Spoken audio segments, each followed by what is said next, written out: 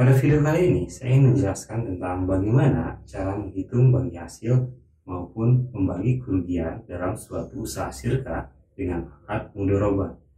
Mulai dari konsep sirka itu seperti apa, jenis-jenis akad sirka, hingga tahap bagaimana pengaplikasiannya dalam suatu studi kasus dua orang yang melakukan sirka dengan akad mudharabah. Dan pastinya dari pembahasan studi kasus ini kita bakalan banyak belajar hal baru khususnya tentang sirka.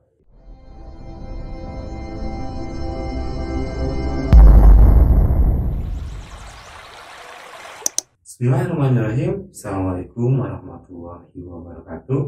Apa kabarnya sahabat-sahabatku semua? Berjumpa lagi di channel BBR Institute dan masih bersama saya, Bahtiar Yusuf Salahuddin. Bagaimana cara menghitung bagi hasil maupun bagi kerugian dalam sirka?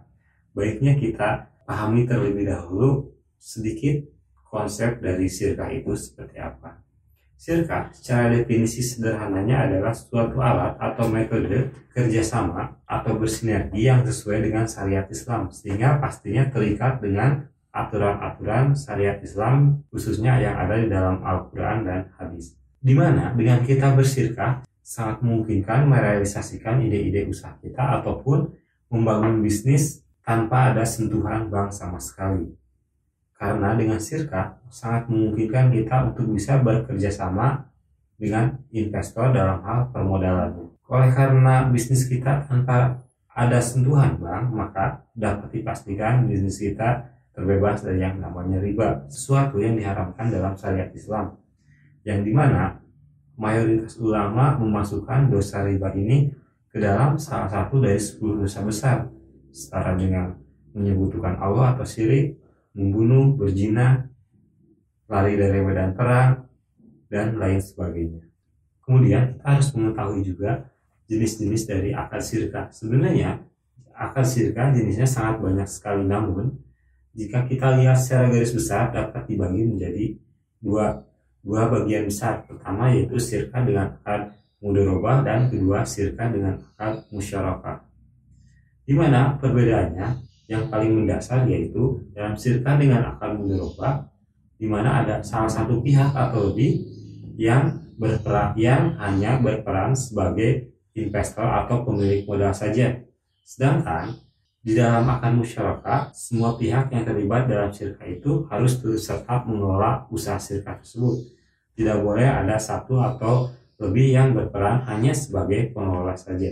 Namun di video ini saya hanya ingin membahas lebih dalam tentang pembagian hasil maupun kerugian dalam sirka dengan akad mudharabah. Walaupun konsepnya hampir sama, bisa diterapkan juga di akad musyarakah. Nah, sirka dengan akad mudharabah adalah sebuah sirka antara pemilik modal atau investor dengan pengelola atau orang yang mempunyai keahlian. Di mana prinsip pembagiannya yaitu ketika suatu usaha tersebut menghasilkan keuntungan, maka keuntungan tersebut dibagi berdasarkan nisbah atau persentase yang disepakati oleh para pihak yang bersirka. Misalnya 60-40, 70-30, 50 dan 50, silakan.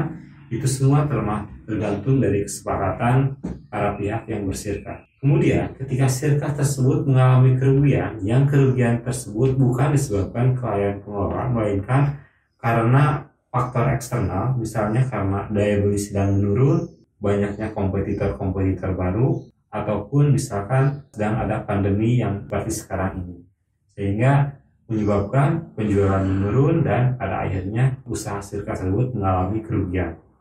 Sehingga kerugian tersebut dalam sirka dengan akad mudharabah ditanggung oleh semua para pihak yang bersirka, baik itu pengelola maupun pemilik modal atau investor, di mana untuk kerugian materinya ditanggung sepenuhnya oleh investor atau pemilik modal. Kalau investornya lebih dari satu, maka pembagian kerugiannya dibagi berdasarkan proporsi penyertaan modal dalam suatu usaha sirka tersebut. Misalnya dalam suatu usaha sirka tersebut, keseluruhan jumlah modalnya ada 100 juta. Kemudian investornya ada 3. Investor pertama menginvestasikannya dalam usaha tersebut 50 juta. Yang kedua 30 juta, misalkan yang ketiga 20 juta. Maka yang kerugian 10 juta itu dibagi berdasarkan proporsi modal dalam usaha sirka tersebut. Misalnya, investor yang menyertakan 50 juta maka menanggung 50% dari kerugian tersebut. 50% dari 10 juta menanggung kerugian sebanyak 5 juta. Begitu pula yang 30% menanggung kerugian 3 juta dan yang saham 20 juta atau 20% menanggung kerugian 2 juta. Kemudian, para pengelola menanggung kerugiannya dalam bentuk waktu, tenaga, pikiran untuk mengelola usaha sirkah tersebut. Sehingga selama jangka waktu sirkah tersebut, si pengelola tidak dibayar sama sekali. Nah, inilah kerugian yang ditanggung oleh pengelola. Setelah itu, mari kita aplikasikan dalam sebuah studi kasus sirkah berikut ini antara Pak Hasan dengan Pak Yusuf. Berikut studi kasus sirkah.